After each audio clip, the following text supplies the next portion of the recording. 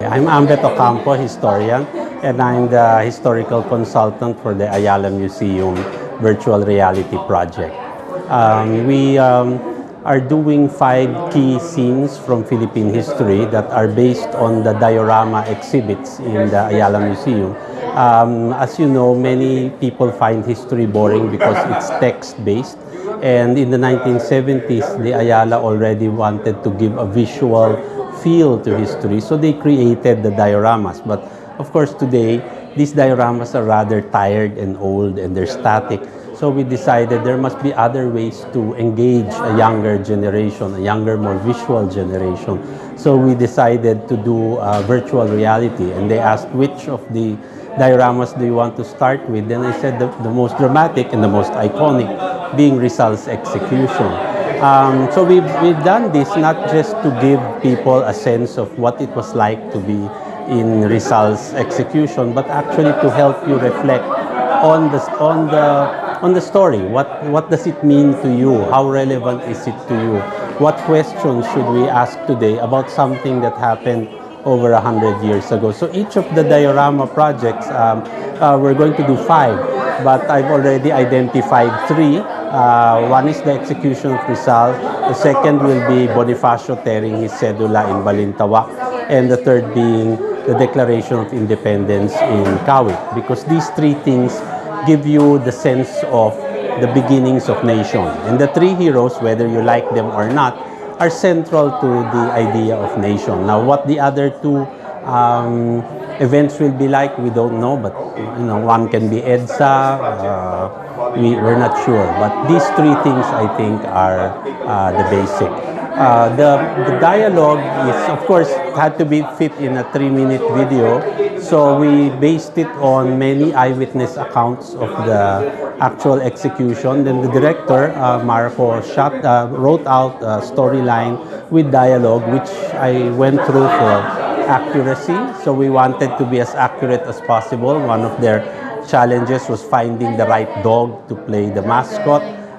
Eventually, we had to use a stuffed dog because it was difficult to find the kind that you will see in the actual execution. So, Ambeth Ocampo being a fountain of useless information, it goes in not only into the story, but even to the refreshments that are served after the launch. Like I insisted that there be hard-boiled eggs, and they said, "Why will you serve hard-boiled eggs at lunch?" Because Rizal's last meal was not today. I mean, they serve you what, crispy pata, fried chicken, the cholesterol specials. But in Rizal's time, they gave him, a plate of hard-boiled eggs. And while we did not shoot it, but to give you some context, Rizal did not eat the eggs, and according to one account, before he left the cell to go to Bagong Bayan, he got one of the eggs and threw it into a dark corner of the cell. And he was quoted to have said, "That's for the rats, so that they will have a fiesta too."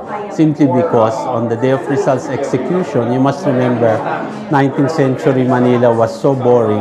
The only entertainment you got on a Sunday was to watch an execution. So Rizal says, they're gonna have a fiesta out of let the rats have their fiesta too. So it's being able to bring history alive. I mean, the past 30 years, that's what I've been doing, trying to make people see, not only to be as close as possible to the past, but to engage and to ask questions about the past that will make people change the world in which they live. So, I mean, they say it's the future of history. I mean, like, one of the questions that is asked in this video at the end is actually, was Rizal's sacrifice worth it? I mean, I've always wondered if we could put Rizal in a time machine and bring him to 2017, and he'll see Marawi, he'll see Duterte, he'll see everything happening around, and he will ask himself, was it worth getting shot in 1896? Would you allow yourself to be shot? So again, it's that question of what is it worth? Is heroism still relevant today? Is love of country still worth a question we should ask today? So these questions, I mean, they remain relevant today because we have not changed very much in the last 100 years. So our big question should be, should we still ask these questions, or should we act in order that we find the answers to these questions and that the next generation will not ask the same again? So it's a way of engaging people into action, and that's what makes history engaging. That's what makes history subversive, is the fact that when they look at the past, they ask themselves, things don't have to be the way that they are, and that, I guess, is the beginning of real change.